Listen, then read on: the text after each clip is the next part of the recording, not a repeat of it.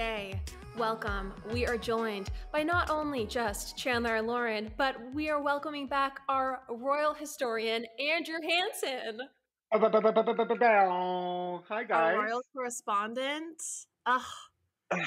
You guys, it's so good to be back. But look, one thing is you've added this video element, which I think is fierce because the two of you are beautiful. But I was telling Lauren and Chandler before we started recording this, I don't do dealings before double-digit hours.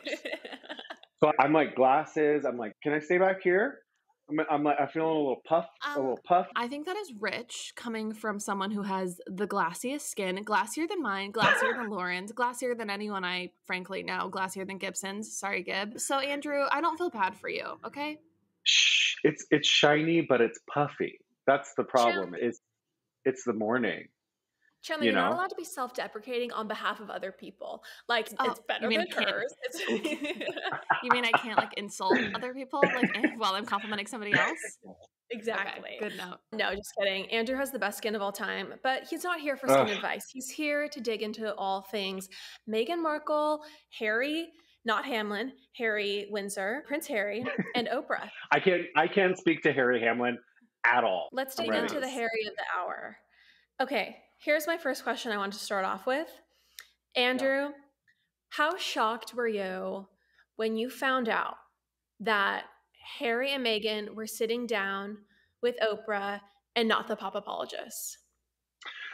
I was blown away. I felt like if you really wanted to enter Americana, enter the zeitgeist of our culture, and really just connect with the down-home American folk, you would have sat down with the three of us.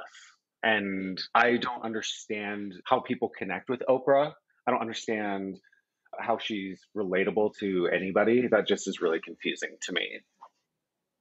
It's unclear to us too. I think it's deeply unclear to us too. I think that ultimately we were plan B if Oprah couldn't make it. And her schedule was free. So it was either like a beautiful backyard in Santa Barbara or it was a virtual recording like this. And I guess they just went with the beautiful outdoor space. Yeah, I feel like it probably had a lot to do with the fact that we were not adjacent to Santa Barbara. That really was the only disqualification. They probably were like, if we're going to sit down for a once-in-a-generation royal tell-all interview, we should do it where they have their shit together enough that the audio is level for each person, and each person is properly mic'd. I would not like to record in 2 bedrooms and a kitchen, respectively. With the washer machine open behind us. Yeah, honestly, here's the thing. So my house was built in 1923. This is really fun. For those that you are visual, I'm in my kitchen where the washing machine is located. Meghan is so relatable and she's so real. Like, I feel like she just really would have understood and been like here for it. Never say never. Absolutely, well, I mean, absolutely. Look at the tabloids. She came straight out of the hood. And so, of course, the washing machine is in the kitchen like it is in the hood. I can't. Did some of those headlines just honestly, like on Instagram this entire week, we've been seeing like these headlines of just like all of the Daily Mails and the Telegraphs and the Sun, headlines about Kate and headlines about Meghan, that honestly, I knew it was bad, but I had not clocked. I'm not like watching, I'm not reading this. We get like a general idea of like how bad it was. Like, oh, the tabloids are being bad to her. I do think that, and I think she spoke to this, saying that her mom didn't even know that Diana did an interview. And I think there's going to be a lot of people rolling their eyes and being like, oh, you didn't know about the royal family. That's not what she was saying. She was saying that as an American, she didn't live in British tabloid culture where where the royal family were a centerpiece of almost daily conversation or daily life. Yes, we all knew about the royals growing up as Americans, but they were very much just like celebrities over there. It wasn't like you talk about it like you do American politics, where it's like a daily conversation. Right. Drumbeat. Yeah, think about this. To us, the royals are a bit of a celebrity institution, right? We're just like, Take something like the Kardashians, sprinkle a national title on it, and give it 1,000-year history. Over there, this is a public institution that's supported by the state. So it's a little bit Right. different, right? It's a piece of your national identity. I Mm-hmm. think that's like, well, what do you think about this piece of what your country is? For us, it's like, what do you think about the president? It's Yep. that relationship, I think, is a little bit different than the way that we Mhm. see it. So we can be like royal stands. And I'm even after this, I still stand the queen. But I have to tell you, like last night, I was just like, do we have to get rid of this? Should the queen be the last one? And then we're just like, okay, cancel, cancel, cancel. Well, actually, the Australian, I think, former prime minister came out and said Australia, once the queen passes away, should rethink its ties to the monarchy and basically should formally secede away. And think about the basis of it too. It really is like at the core of it, this monarchy it's classist, right? It's like this family, Totally. because they were born, Right. is inherently better than us, is the Right. head of our church, is The the logic. queen is the head of the Church of England. And they deserve to inherit all of these things, all of these pieces, right? What I actually really think that informs is this entire story with Meghan and Harry, right? That this classist institution is inherently and cannot be nothing but racist. Right. Right. Interesting. You know, when Megan first went to her Christmas at Sandringham, that one random royal wore that brooch, that racist brooch. Do you guys remember that? Oh, I don't remember this. Oh, yes. I don't. What was it? Yes, I remember the incident, but give us the details, Lo. I don't really I just know that it was a brooch that was I don't even want to honestly, I don't even want to speak to what it was. So you can look it up if you want, but it was an extremely offensive uh Really? symbol of slavery. And yes, that was something that Harry's family member wore to a private family function their first time meeting Meghan, okay? And there's like a slap on the wrist. Nothing really comes of it except for obviously a bunch of headlines, but no royal reproach. And so I think that for Meghan, it's like not only is she dealing with the extremely racist tabloid culture and press, but also this family that is clearly internally very much having those conversations, very much Mm-hmm. prejudiced.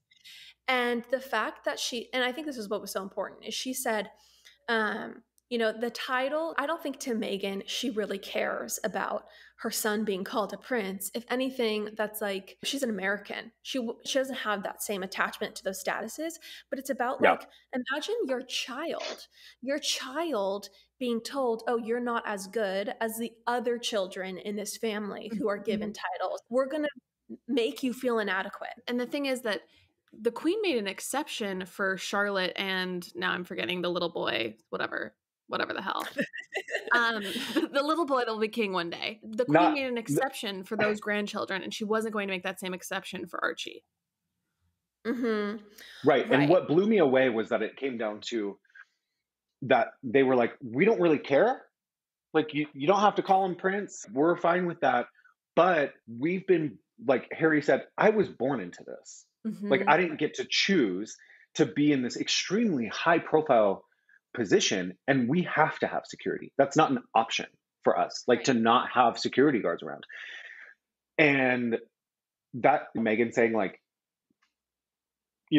already sure it's a problem. Oh, you're being racist to me, but can you keep me safe at least? They were like, Yeah. that was like just it. What was so crazy to me across all of this too was they talked about going to the firm or going to the institution, and I'm just like dying to know who they're talking to, because we all know, all three of us know, there's the queen, and they did a very pointed like, we love her, Mm-hmm. she's great, but the institution, right, the firm, the people that run the palace, oh, like somebody else, they alluded to the fact that like somebody that wasn't the queen said to Meghan that she couldn't get help from like when she needed mental help and she was feeling Mm-hmm. suicidal.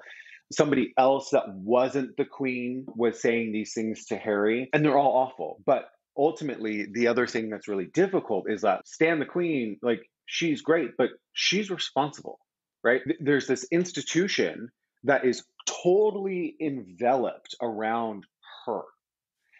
And her MO for the last 60 years, or since whenever she became queen, was like this institution, we don't say anything and we're stoic and quiet, which might work for her. She's a strong lady.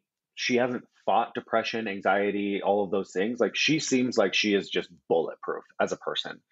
But the Mm-hmm. fact is that we have charismatic butterflies that seem to like float into this institution, a la your Dianas, your Megans, Mm-hmm. even people like your Fergies as well, Mm-hmm. who fly into it, and the institution is like, Right. no, and it just Well, crushes them.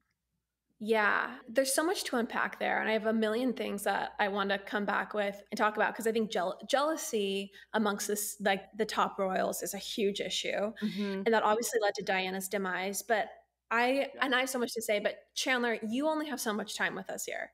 Is there anything that you want to cover or speak to before you have to go? Because Andrew and I can pontificate with each other thereafter.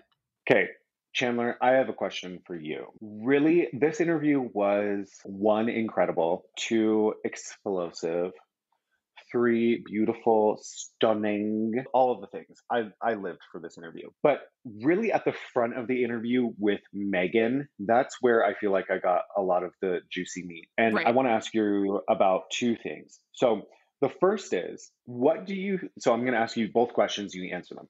The Okay. first part, what do you think about Meghan saying, "Oh, I didn't Google the royal family. I didn't know anything about it. I just liked Harry," Right. Right. which was honestly I insane to mean, me. yeah. And then the second part is, she talks a bit about meeting the queen for the first time, and she says she'd been around famous people. She grew up in LA. That famous and royal are absolutely not the same thing. Right. That she said, meeting the queen, and do you know how to curtsy? And she's, wait, we just don't do that in public? And Um, Harry goes, she's the no. queen. And Harry refers to her as, yeah, she's my grandma, Right. but she's also this other thing. It's like these two separate things. So talk on that. So, okay, from my perspective, I have like Diana, I think passed away the year that I was born. So, sorry, 2 years after I was born. So, I have no recollection of Diana at all growing up or even knowing about her as a cognizant being. And so, I guess, but I still grew up with an immense knowledge of Harry and William. I knew like Right. William was always so cute.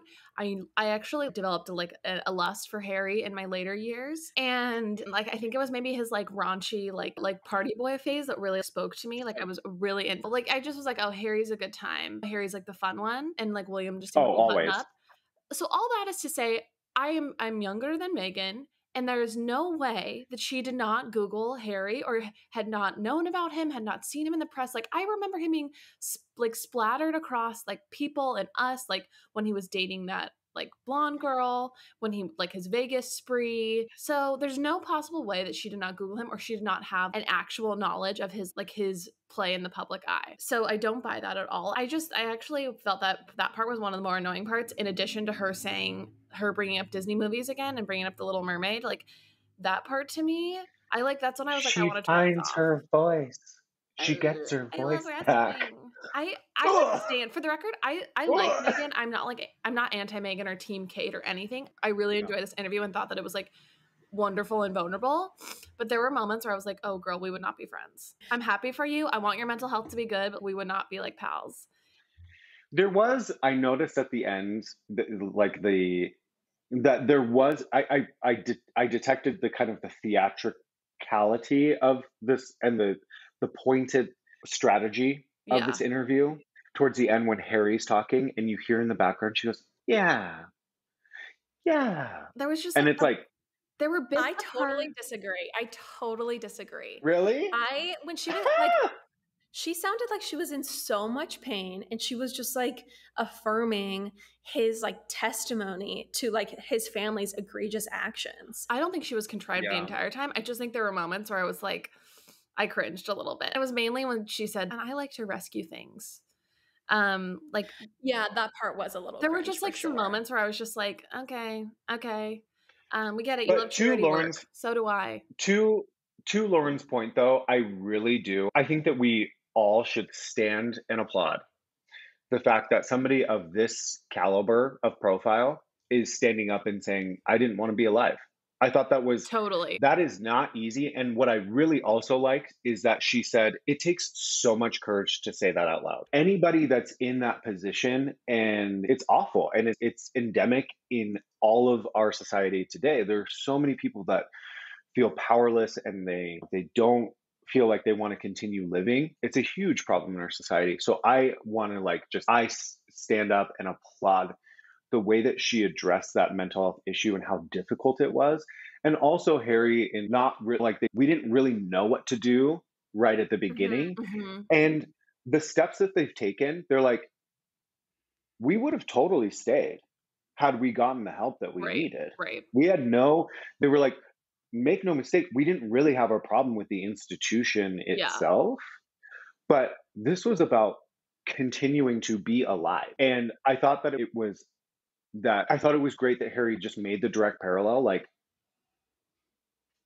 I've seen this happen before and it happened to my mom and Right. she is gone and it's Right. not going to happen again. Yeah. And I really respected the fact that he talked a lot about protecting his family. It wasn't a move that was just like, we're trying to like rock the boat or anything. It was like, we just want to be a happy family. I really Yeah. believe, so I have two things to say. One is that I loved how much he talked about protecting his family, because I think with the royal family, you don't get any like family first. It's us and our unit It's first. firm It's duty first. and it's honor. It's duty first. And that to me that's an interesting and I think wonderful shift, like mentally, that Harry has, that it's like, no, I'm protecting my wife and my child before I deal with any of this other BS, because this doesn't matter. And then I was Totally. just gonna say, to answer your second question about meeting the Queen for the first time, it reminded me of the scene in The Crown where Diana walks in to meet the Queen for the first time and doesn't know who to curtsy to first. And whether that's fiction or fact, it's probably fiction. But whether it's fiction or fact, I just am constantly struck by how excruciating and terrifying, like, the idea of meeting the person you're falling in love with like family, like that sort of like terror and stress, and then adding on to that the idea of, I don't even know what it's like the behavior, like there's literally proper behavior that you have to follow and like rules. And like it gives me like a stress ulcer just thinking about There's it. just all these opportunities for her to be low-key humiliated and to not be part of the in-group, to be clearly an outsider, to clearly not know what she's doing. And I think that is, we all know what it's like to be in some sort of like club or in-group and have someone who comes in like biff, make a mistake, and all internally chuckle at them. And when she said that like there was no training for her, there was no help for her, like she just had to figure it out basically all on her own on Google, it makes you realize, oh, these people, they had no interest in seeing her succeed. Right. They really had, their main interest was actually in her basically not surviving the institution, or not necessarily not surviving, but like of her doing poorly. One of the interesting things that Oprah said actually in one of the CBS This Morning interviews that I watched was that very early on in 2018, Meghan and Oprah had a conversation, and Oprah was like, how's it all going? This is when they were engaged. And I guess someone in the institution told Meghan that it would be great if she could try to be 50% of what she is. Like, she's 50% extra. Wow. Like, she's 50% too much. Like, just shrink yourself. You know what all of this reminds me of is what's so interesting to me, and what I'm realizing is that, like, when you're dealing with the monarchy, the scariest person in the monarchy is really not the queen. It's not the Regina George of the Mean Girls, right? The scariest people are the Gretchen Wieners of the world, right? It's the weather boobs girl, because those ones have a vested interest in coming for you, right? Of like, there's the queen and she's number one and there's no disputing that. But like, in terms of like access and power and perks and like all of that, behind her is this trail of these just snotty bitches that are just all jockeying and trying to put each other down. And so it's not the queen that frightens me. It's like the Prince Andrews of the world. And think about this too. Think about all of the bad behavior that trails behind the queen, because she's way up here And all of the people that are just adjacent to her think they can get away with this bad behavior. And so they're awful people, right? And it creates this institution of all of the people that work for them, the people themselves that do all of this awful shit. And of course, they're doing it to Meghan because they're racist, they're classist, they're like the snottiest version of the snotty version of a British person that you can think of. Right. Like, Mhm. it's just that. But it's that kind of like set right behind the queen bee. Those are the people to watch out for. Yeah, yeah. And Right. those are the people that I think are making the comments about Archie's skin color, frankly. I think we know that. It wasn't the Absolutely. queen. And she said definitively it Yeah. was the queen. Or No, the I mean, what? Go ahead. well, I'm just saying if it wasn't a member of the royal family, they would have said it was a conversation in the firm amongst the institution.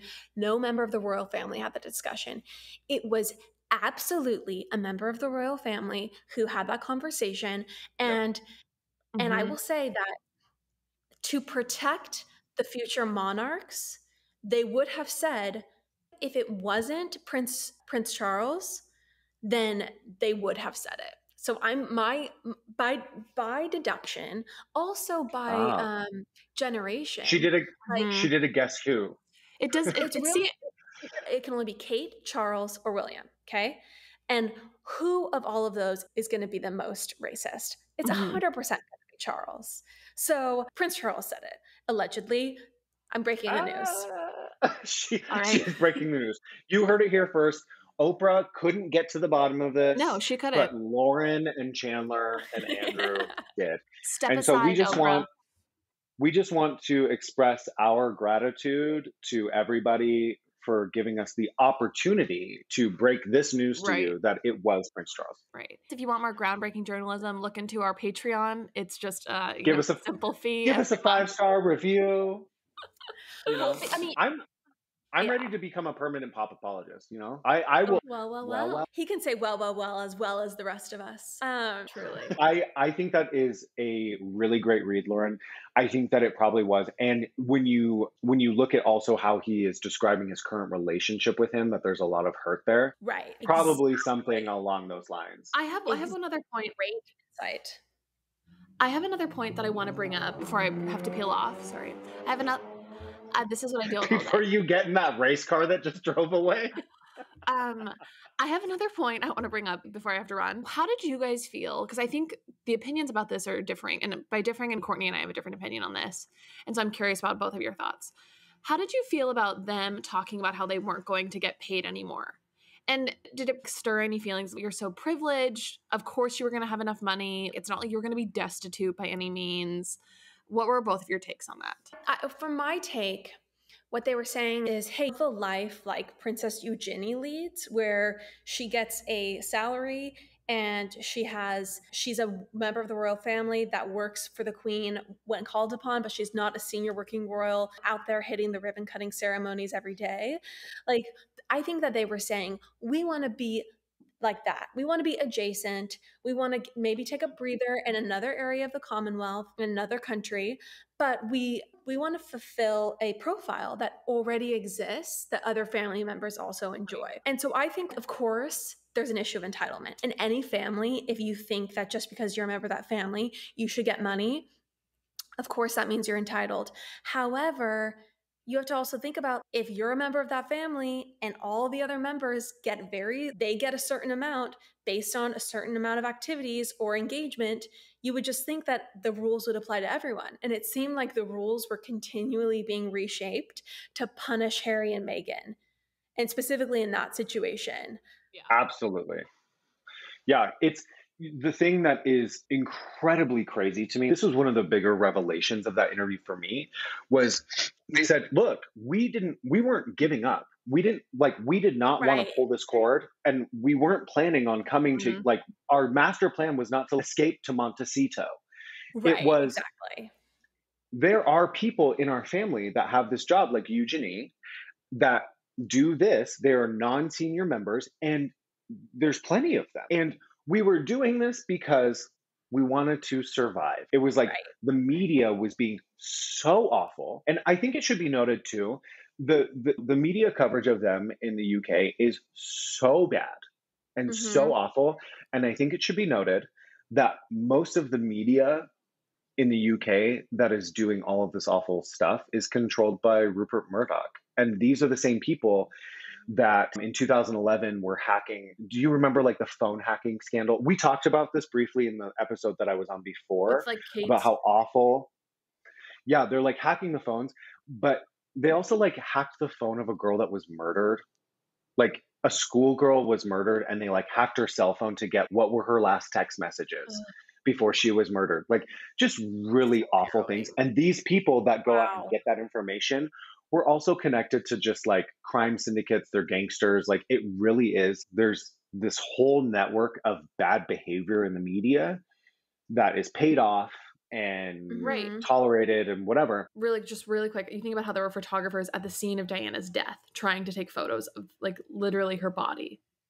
Exactly.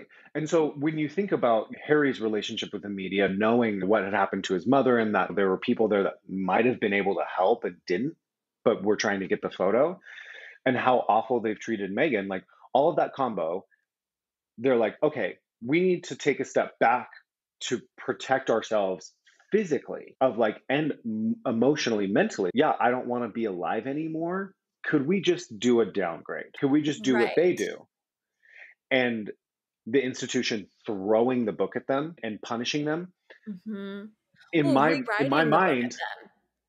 right, Rewriting rewrite and them. then throwing that at them. And of course, like I know that there's not necessarily a great precedent for this in terms of the only thing that I can think of is like the abdication that happened way back in the day that ended up making Elizabeth the queen. Taking a step down, I can't see why it would be that bad in and of itself unless it had something to do with blackness and race, which is just, we've been coming to this reckoning, I think, globally in the last year or two.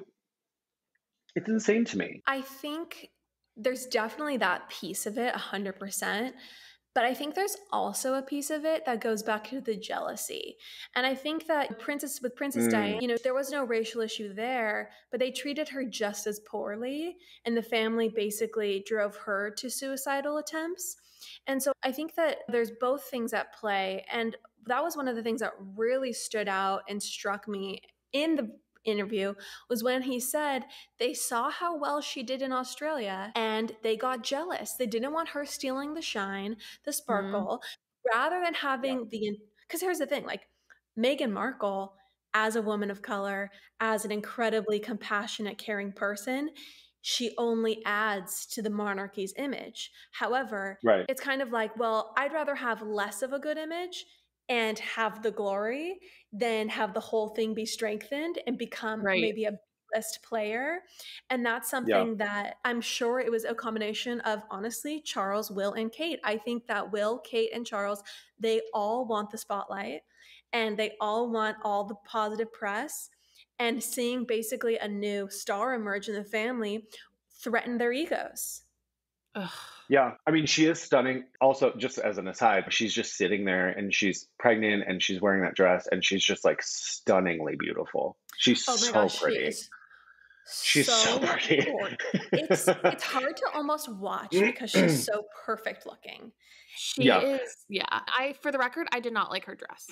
I'm just gonna put that out there. I thought her dress was actually pretty fugly. She is a gorgeous woman, but that Can I dress How was dare you? awful. Did you read I'm about the sorry. did you read about this did you read about the symbolism of the dress? No, I didn't read about the symbolism of the dress because I Okay, was so here because she was mad. Here's the thing. On the dress, and this is where I'm shining also as a royal historian, also as a pop apologist, like really getting into the fashions. Like I just want you guys to be proud of me. But it's a lotus flower, which is a symbol of freedom and breaking out, and that's why those flowers are on that dress. The other I thing that had I a wanted to different mention. wait, but Oh, before go we ahead. leave the dress, can I talk about the dress for a second? Because I'm glad that there was yeah, a lotus. Yeah. She wanted to symbolize freedom, but also, you guys, sure. My feeling on the dress is that it's a $5,000 Armani dress.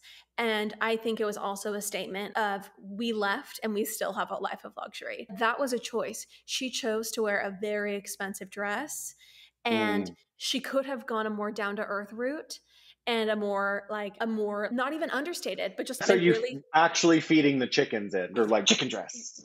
yeah. And I think it was definitely like that was a statement. Like, you're not going to deprive me of a life of luxury. We can create that for ourselves. Which I Okay, think is fierce. y'all, I wish I could stay because I want to. Speaking of dresses, I feel like you guys need to get into the flower girl dresses. Chandler, I feel like you and I need to offline more because there's still more for us to go over. Right. So maybe we can create some additional content later. But love you. Have a good day at work. And Andrew and I are going to soldier on without you. Okay, thank you both. Love you, Channy. Love you. Bye. There is one part that I think is really, really interesting. Being the royal correspondent, I did my research, I right? love it. I love it so much. Went back into the archives and I watched the interview of Diana in 1995 with Martin Bashir. Mhm. And this is the one where, this is the famous interview where she says, well, it was really difficult because there were 3 people in the marriage. And she's referring to Camilla and Park Bowles. But she's talking about her difficulties of how lonely it was. And what really struck me as the main parallel was that, you know, 2 parts. The first one is that when she struggled and she asked for help, nothing. They just said, this is how it is. We're not going to help you. And we're going to tack this label on you because you're having a problem that you're mentally unstable, right? Right. She's bulimic. She's throwing herself downstairs. She's having depression problems. She wants to end her life. All of those same things that kind of track in the same interview, I thought was really interesting. And then the second part we just touched on right before Chandler left. In the interview with Harry and Meghan, they talk about the parallel, like they go on this Australian tour and they see how well Meghan does. And it creates this whole issue, right? And we have, in certain senses, like a Diana 2.0, like somebody who's charismatic, who gets the job, does it really well, looks stunning, right? And so the institution and the tabloids, there's no like celebration of like, she's wonderful. It's just like, how can we tear her down? Which happened to Diana in her day. What's so fascinating is that she was so popular personally. People loved her. But the institution and the newspapers just constantly tried to tear her apart, right? And it was only surface level, right? Diana talks in her interview in 95. She's like, yeah, it was really difficult for Charles. And she kind of was like she was like apologetic. She was like, the media only, like, I couldn't control what they said about me, right? Yeah. They were focused on the looks and how she was. And like, I hugged this child and like, I wanted to help people. I wanted to do a good job. And she said Prince Charles was very aligned with that. He wanted to help people too, but nobody wanted to talk about him. Nobody was interested in like shaking his hand. They wanted to hug Diana. And I think that the institution looking at Meghan is exactly that. Okay, a couple of things to talk about. The first thing, which is that the institution was not going to help Diana when she was suffering with mental health issues. I think that it's really important to note and distinguish, like, Meghan wasn't saying, hey, I need a therapist, because they can have a therapist come to the castle. Okay. That's not the issue. The issue is she needed to be checked into a treatment facility because she was a danger to herself, because she was contemplating and planning suicide continually. Like, it's such a different thing. Don't leave me alone. Don't leave me alone. Like, to be driven to that point and then be told, we're not going to give you any sort of support. I mean, like, it's just not possible. I think that it's utterly egregious, and it did actually, people are going to refute this, but I think it did drive them to the point where they were like, something has to change, because literally we won't survive otherwise, or one of us won't survive. So, and then the other part, and Harry's been through this. He's been through it. Yeah, exactly. Right? It's how he lost his mom. And so he's suffered his own mental health struggles. Right. Yeah. And I think as far as like the press tour and, you know, the royals, like, okay, so I think there were two really interesting points that came out in the interview. The first is that it's very clear that the royal family is in bed with the media and they can help control the Yes. narrative. They Yes. can they host lavish parties, they wine and dine. They have some strings they can pull. They don't have complete control, but they have some control. They were not willing to Absolutely. use any of those strings to protect or help Meghan. And so Mm-mm. I think that it's not just the media that was excoriating her, it was also the royal family's passivity in response to her annihilation that it made her feel so betrayed and was so horrible. So there's that piece of it. And then I think the other piece of it is like, to be totally honest, people just don't care about the charity work. They really don't. They care about the dress. They care about like the Oh yeah. glamour and the glitz. They care about seeing her dancing with, you know, the other girls and wherever she's visiting. Papers have to write what sells, and what sells is either glamour or negativity. It's not benign Right. positivity. There's a great example of that too. I mean, we talked about this in the first episode when we were talking about the crown. And a lot of people didn't know this, and I'm glad they put it in the crown when Diana hugged that child that had AIDS. Hmm. That was so huge in our community, in the LGBTQ community, that Yeah. she made that move, right? But Hmm. what's so interesting is that tons of people don't really know about that or remember it, and or remember, you know, like it wasn't so much that Diana was standing in the minefield. You know, that was another one of her big causes, was removing landmines. Yeah. It's the photo of like she looked effortlessly beautiful in this white linen Diane Keaton inspired look. Is she in Under the Tuscan Sun? And look, she happens to be removing a landmine. I And the mean, cause is like the afterthought, right? It's just yeah. like all we think about is like, and we're all guilty of it. I'm like, there's this dress that I remember Meghan Markle Mhm. wearing. It's this beautiful green dress, and I have no idea what she's doing, but I just remember the dress. And that's kind of what we're trained to pay attention to. I mean, I don't know if it's like training or if it's just human nature. Like humans are intrigued by beauty, they're intrigued by scandal, Sure. and they're not, and people I think care about charity work, but they're not going to buy a magazine or a newspaper to read about like the specific cause that Meghan and Harry are working with. They're going to buy that magazine or that newspaper for the photos of them doing that work. And It's a it's great just the point. reality. Yeah, it's interesting because, you know, we know this about Meghan Markle. She is Mhm. a very principled, you know, like progressive person that has a lot of causes that are near and dear to her, and she's worked really hard Yeah. to further those causes over the course of her life. And then people are like, she was hot in Suits, like it's just like, you know, it's one of the unfortunate pieces of like how Yeah. we are. And I think that part of it is that we are tuned to that, like of like pretty things. We're like, oh, I will listen to you because you're beautiful. Um, Right. but it Well, doesn't, you know, it just, which also kind of in a certain sense makes it all the more baffling that there's like this mhm. beautiful, principled, strong, biracial, like it's just like the opportunity, like like this is going to sound bad, but it's like the opportunity to really embrace that and to like to really Could there be a have bit been more a better progressive. PR opportunity than to welcome No. her with open arms and to have finally a biracial member of the family, finally a member of the family who isn't going to be like purple on vacation in the sun, like, you know, people Right. of my complexion.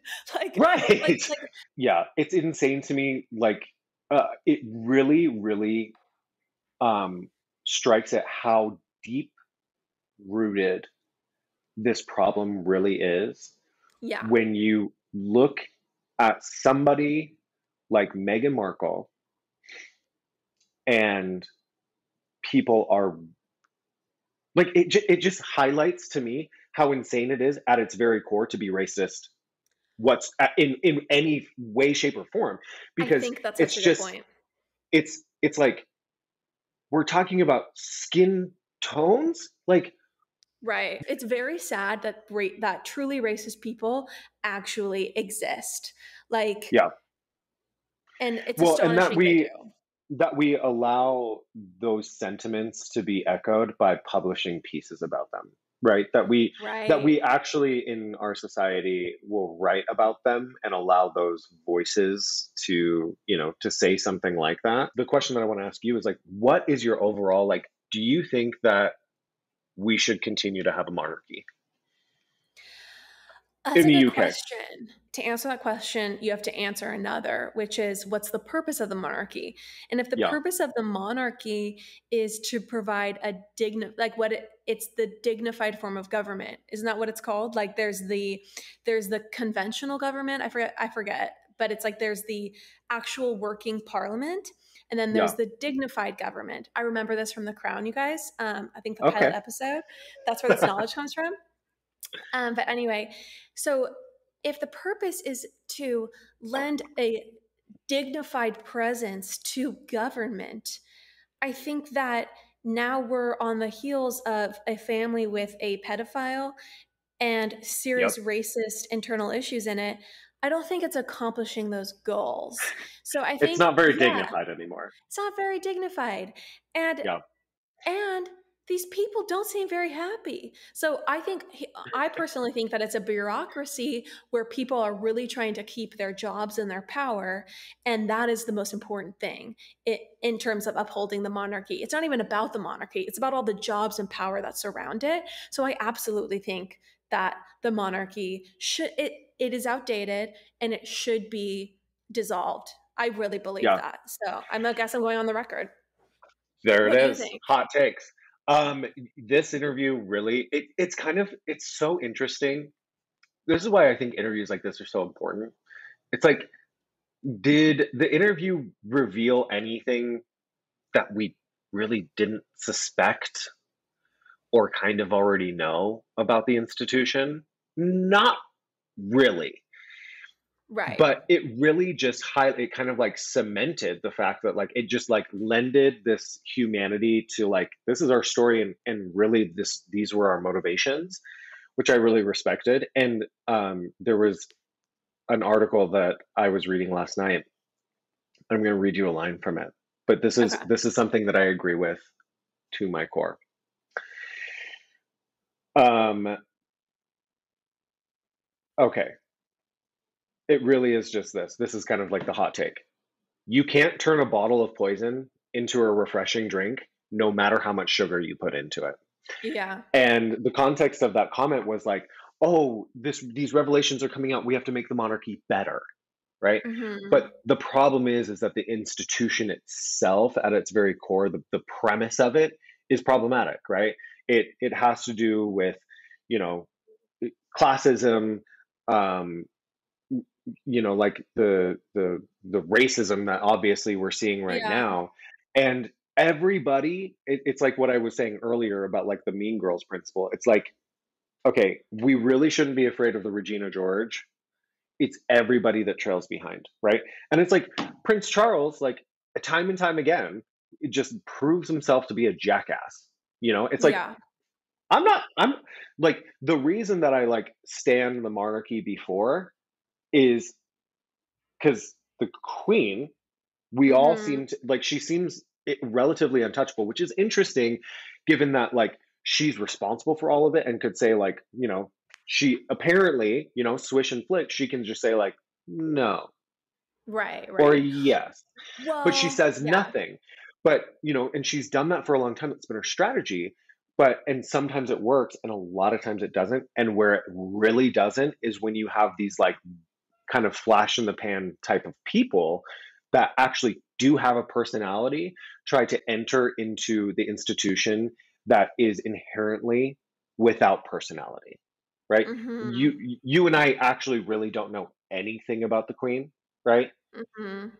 We know that she, doesn't allow garlic in the royal house, like, but we don't really know, like, behind closed doors, anything about what she's like.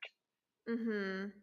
I think that one of the key takeaways, one of the things that I did learn that I didn't know, and it was very subtle. So I'm not sure if you had the same takeaway.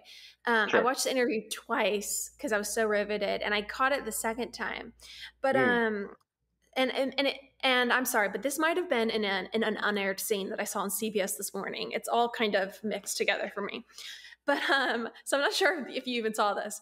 But they talk about how they flew there to see the Queen, and the Queen invited them up to one of her estates. I think it was Sandringham.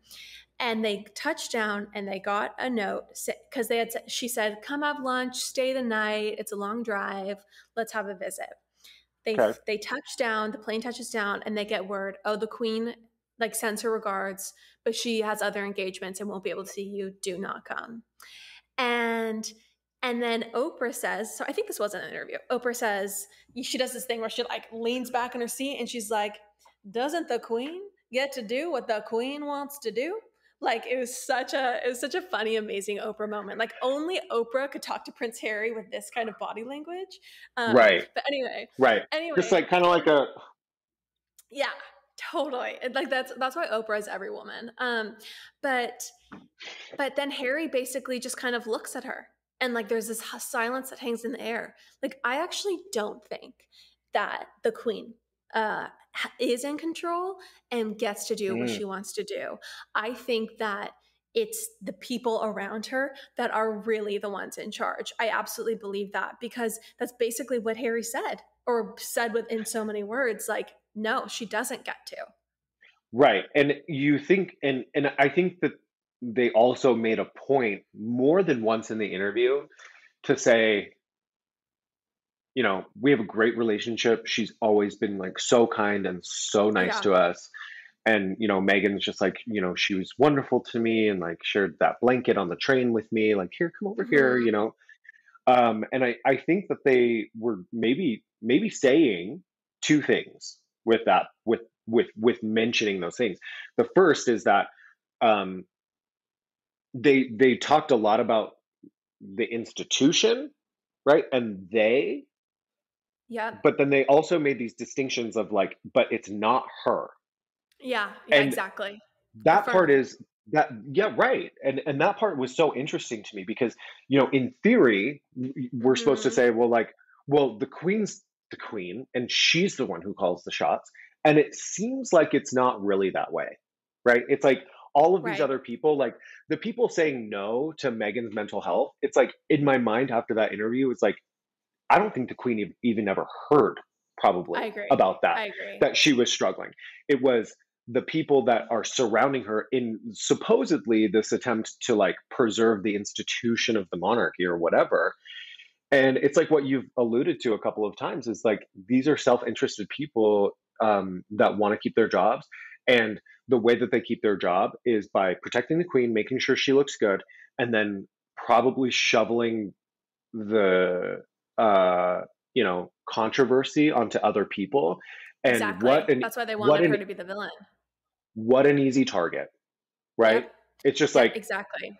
let's be racist, let's do Well, I mean, racism. right. Fierce, it'll be easy because it is easy, it's easy to be racist, and it's Right. easy to Well, sell I don't, that type I of mean, I don't, news.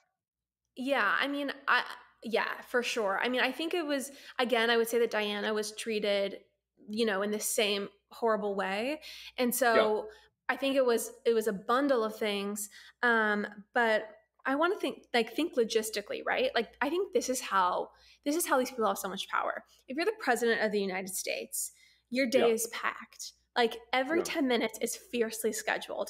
And you Right. don't have, as I used to be an executive assistant, um, you don't have the executive or the person who's getting scheduled.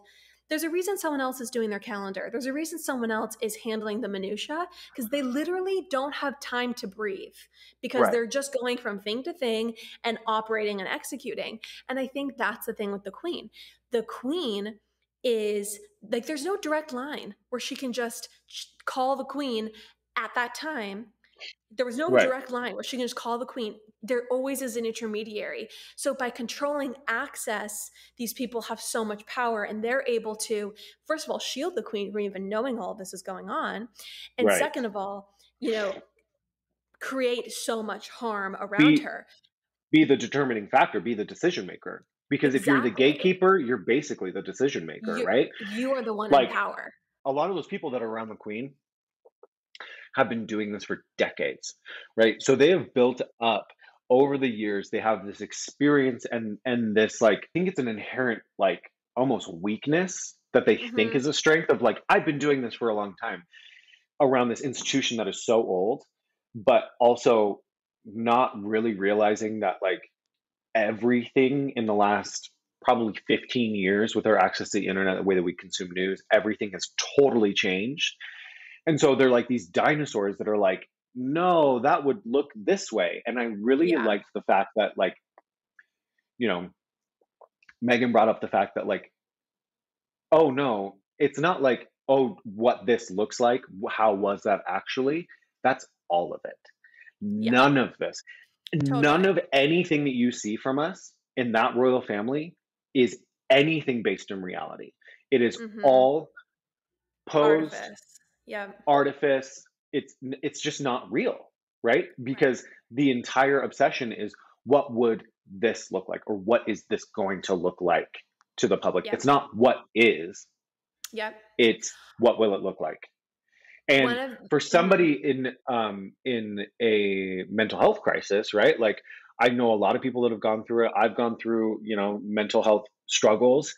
Um, One of the first things that people really gravitate towards is, what do they look like to the outside world, right? Yeah. Because if you're struggling, the thing is that with the shame and the stigma that comes with mental health issues, your first thing is like, how do I appear to the world? Like, I'm okay, I'm fine, right? But inside, I'm Mhm. doing bad. Now, that whole institution is based in that. So if you, like, heaven forbid, you have that problem, because you would never be able to get the help that you need, because the institution is based in basically hiding those Yeah. things, hiding any Yeah. problem. Yeah, absolutely. And I think that's a little bit why the British people, I think I think the British people know that, especially the monarch, they live a life for other people. It doesn't Yeah, matter it doesn't matter how beautiful your life is if you don't have freedom and you right. can't actually make your own decisions and choices, you're Yeah, still in a cage. And I yeah, think that's why the British people revere Queen Elizabeth so much, because she has always firmly accepted that role, firmly accepted that her life was not her own. And right. that is literally sacrificing everything for a country. One more thing I wanted to touch on, though. Um, is did you see that the Buckingham Palace? Did you see that The Buckingham Palace statement, responded? The statement. We have to talk about the statement because there's so much there. First of all, there's like barely anything there. It's so short. But second of 12 all, words that launched 1,000 ships. I think this is okay. This is the thing for me that's so infuriating. First of all, the phrase recollections may vary. That's it. That's the whole statement to me. Is like, you might have not remembered that right. It's like so gaslighty to me. It It's is. It so is. incredibly, it's like, it's just like, I was sexually assaulted, and it's like, maybe you weren't. Like, it's like, no, like, we're not doing that these days. Like, if you were sexually assaulted and you said it, like, we need to investigate it as a sexual assault. Like, we're not Well, going to and say like, maybe not. and obviously, yes, classic gaslighting. And Yeah, also, um, the the royal family or the institution, the firm, said last week in preempting this interview in order to create some sort of smear campaign against Meghan that they were launching right, a formal investigation into the years old bullying claims by ex assistants. I'm sorry, right, you're launching a bullying claim or bullying investigation a year later, but you're not going to launch any sort of investigation for these racist claims. You're just going to say that they're a right. private family matter and that they and also question whether they happened at all. When Harry and Meghan said there was multiple conversations, it wasn't just one. It wasn't a stray remark that Right. someone said and shouldn't have said. And here's the other thing. I also think that if the comment had said something, I don't know, if it had been in any way not poorly intended, I'm not sure how Right. that could have been, but I think that there is a world where, and I heard someone else say this, but they said that how like a lot of people question Harry's paternity because of Yeah.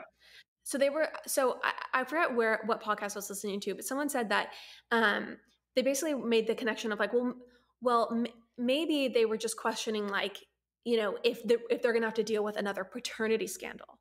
Okay. Mm. And I think that personally, if that was the context, they wouldn't have brought it up. But they brought it up because they knew the context was racist.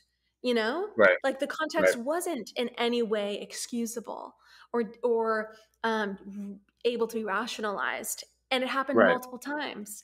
So I know Right. I'm like droning on and on, but I just when they said recollections may vary and that they wouldn't launch a formal investigation, instead that this matter would be dealt with privately, they basically just like it was another PR fail, another opportunity that they just completely passed by and ruined, Right. essentially.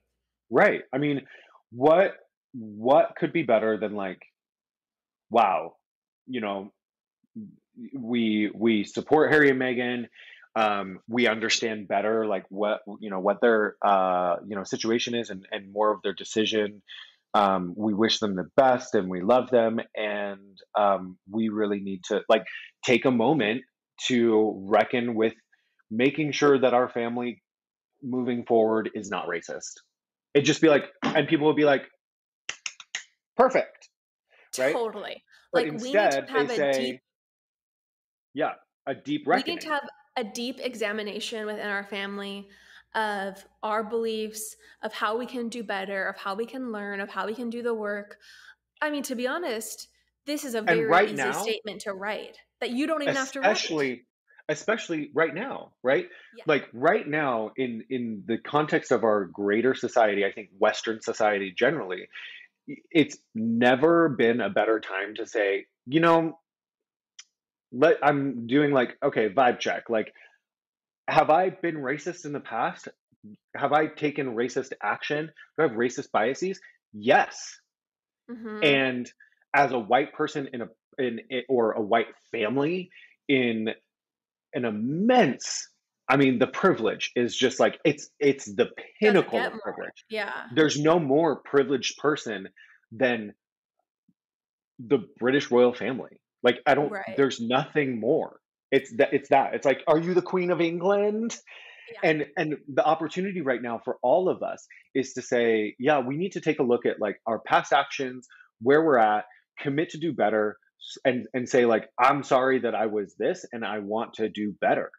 Like the Yeah. context and the opportunity was so ripe, and we just see yet again, and it kind of justifies the entire interview in my mind, is that Yeah. statement in and of itself, right? It's just like, well, recollections could have been this. And it's like, no shit, they left the family. This family Right. sucks. This Yeah. family blows. And I'm not sure if I already said this, but I think that was it happened again, basically, which is Meghan said that they were willing to lie to protect members of their own family, but they wouldn't tell the truth to Yeah, protect her and Harry and their family.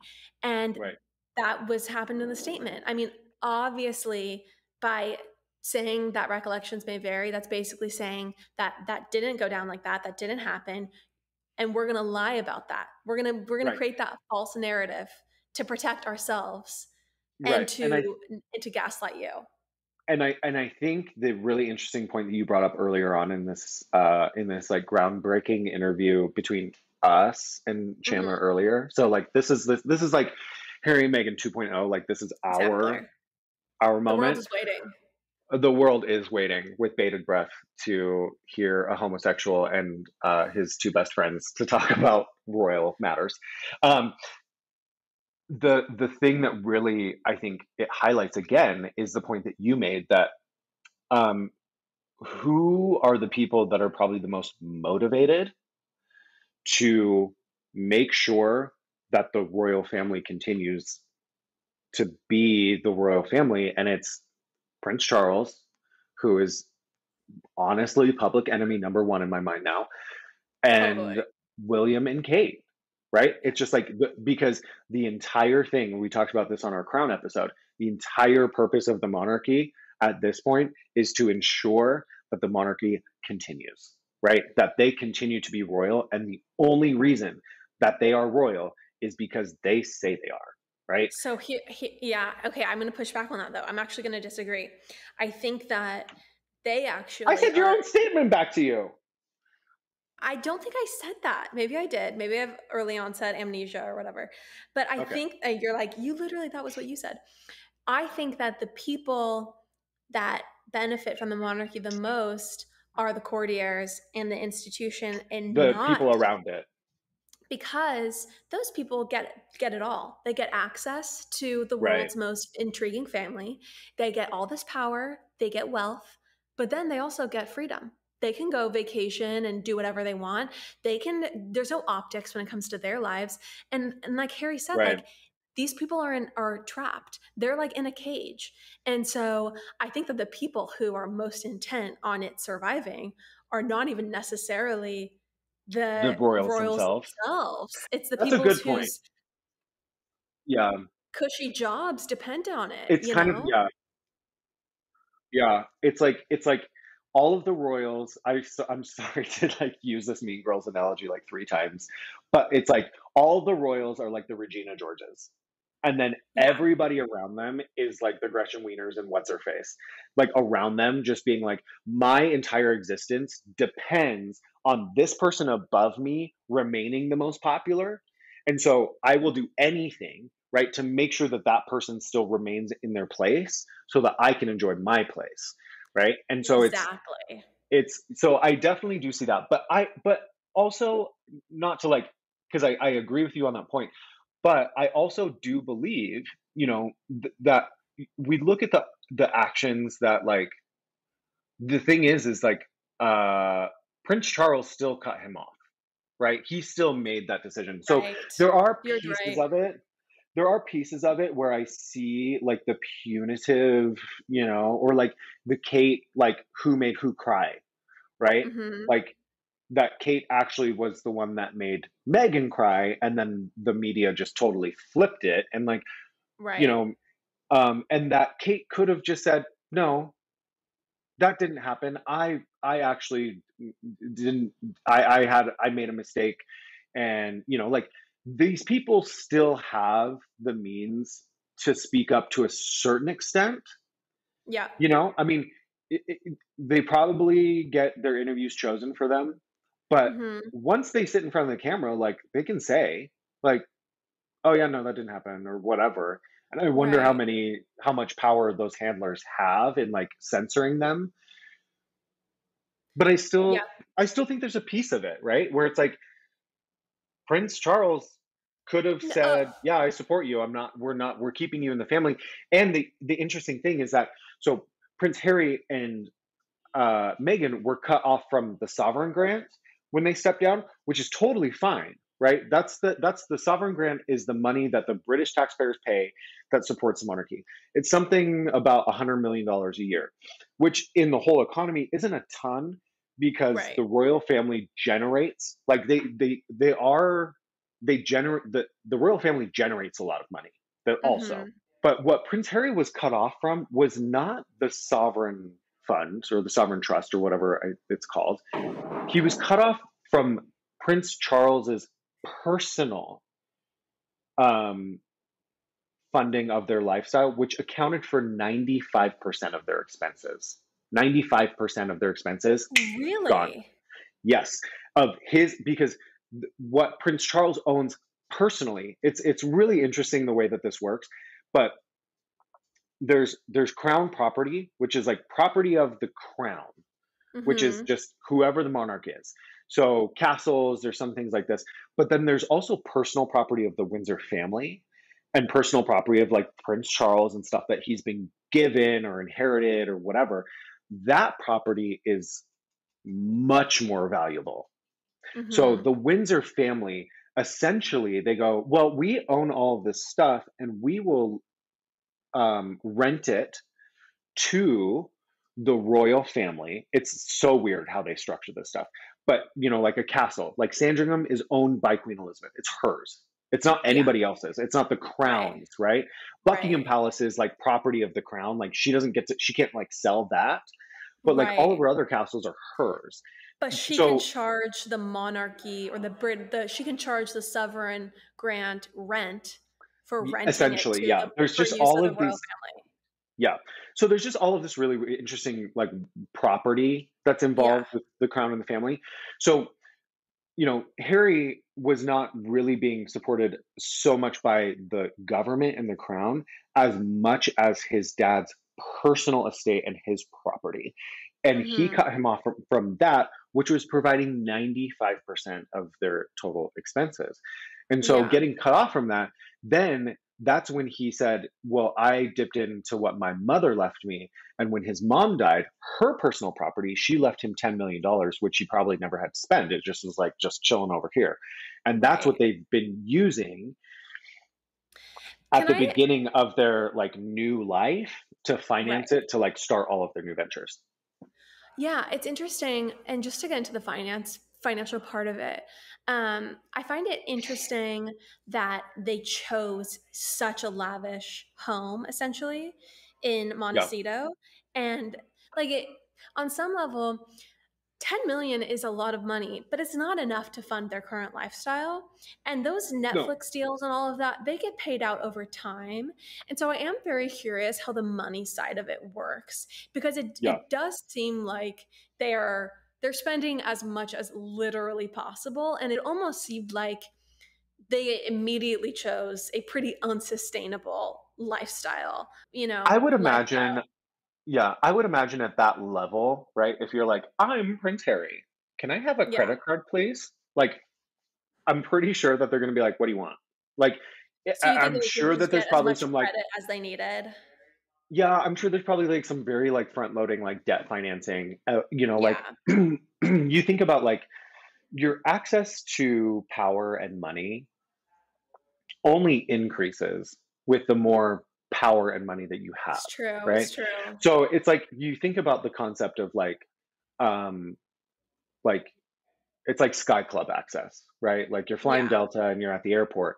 And it's like, if you have like this credit card or you spend this much money, we're going to let you into this thing. We're going to give you free stuff. Or like influencers. It's just like, you and I both know we're like, well, how much free stuff is that person getting who already is wealthy Yeah. No, you're due to the right. You're fact that they right. are wealthy, right? Due to And the fact that they yeah. have power or influence or wealth generally. What they do have, what they might have lost in like a bit of wealth in the short term, Mhm. well, they have all of the power and influence, right? And Right. especially having done something that is like so controversial, Yeah. you know, that's like Well, created a story. yeah, and I think that one other piece of it is like when you are in that echelon of society, you can say, "Hey, can I borrow $10 million?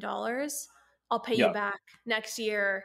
I'll call yeah, up David exactly. Foster, get 10 million, whatever it is." So Yeah. you're right, like getting the liquidity to get to that other side where they have a couple $100 million deals is really actually not a Right, problem. right. So, And yeah. I think that it's interesting. They said like, oh, our plan wasn't like street, like the stream. Harry said it in some like really like streamers. He was like, we weren't planning on getting into streamers. That was so Um, funny. I was like, "Really? At party supplies? Are they also getting into the party supply business?" yeah, like so like, oh, like Lauren, what streamers do you subscribe to? Oh, Netflix. Like what? So I thought that was funny, but that this kind of like a friend suggested it to him, and they're like, oh yes, let's do that.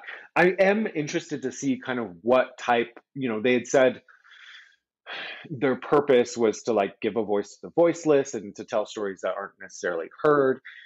I will be really interested to see like what types of things they produce. I know that they're both pretty principled people, but Yeah, I very. just wonder what that looks like and how, because the other thing that's a little bit precarious in my mind to it is like we're going to tell the stories that need to be told, but we're also going to monetize it. Well, You know? I think it's interesting. Like, I don't have any issue with them making money. I think if anything, Yeah, like for everything that Harry's endured, and now Meghan, they should be able to capitalize off of that. So definitely. I don't really care about that. Um, but I think it's I also love like streamers. it harkens back to a little bit of the earlier conversation, which is that um, positivity doesn't really sell. Like people don't really want to watch like Hallmark documentaries about like the power Yeah, of kindness. Like so I'm wondering how Netflix is going to actually capitalize on their involvement if they're just right. going to be creating these like very sanitized like Archwell Productions snooze fests. And so I think that'll be interesting to Yeah. to see. Especially when the question to them consistently will be like, so what was it really like? Like that question of like Totally. who who was that mother effing racist in your family that was concerned about your baby who turned out like so white, which is beside the point, right? But who was it that really brought that up? Or like, what really is, the deal with Prince Andrew? Like your uncle is a total pedophile, and it's like People proven, people and don't still care. nothing happens. And people don't care, Exactly. right? No, well, people don't care about. What I meant is like people don't care about Prince Harry's thoughts on like being well or like wellness or Yeah, like Meghan's kale salad recipe. They care about the juice right, and the drama and right, spilling the tea. And right. so, I mean, hopefully there will be I a little bit guarantee you more we are not drama. going to be doing catch up with royal correspondent Andrew Hansen on Meghan and Harry's new charity. Like that's not what eh, it's just Well, it's just I don't know if you that's listened to life. like did you listen to the first episode of their podcast? No. No, you didn't because why would you? Because it was so boring. I listened to the first 5 minutes and it was like, here we are, Princess Meghan and Harry, and we have some positive messages from around the world. And it's just like, no one cares. Click, turning that off. Which is kind of the most awful part, right? It's like, oh, okay, so we are the problem because it's like, okay, we live for this type of interview. And on one hand, I'm like, yes, I want you guys to be well. I want you guys to be whole, and I don't want to hear anything about it. Yeah, but we want the tea. And actually, Andrew, I think that's a good jumping off point. We're part of the solution because we're not part of the problem. We're part of the solution because guess what? This podcast, it brings the drama, it brings the tea. So we're not fighting human nature, we're serving it here on Pop Apologists. And thank you so much for being here and helping us do that today. It is my pleasure. I just that's it really is scandal that brings us together. Like really new season of The Crown. It's like it's crazy. We got to talk. This interview. I am just looking forward to the next one, so that we can just get together and chat again. That's Well, really it. what I want to do is I want to do a pleasure thread pod um, where we do memories of like server life. I think that'll be such a funny episode, Oh my right? gosh. Yeah. I mean, just all of like the different characters that we served, tragedies, crying in the basement, crying in the walk-in.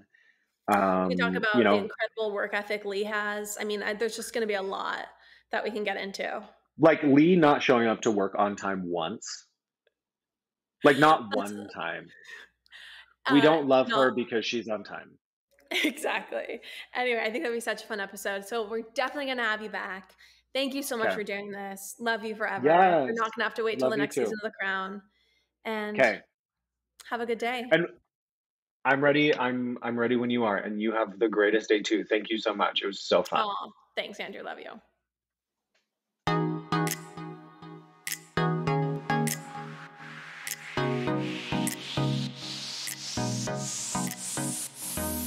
That's all for now, folks. Don't forget, give us a 5-star review, hit us up on Instagram at Popapologists, and we will see you next week, live every Wednesday.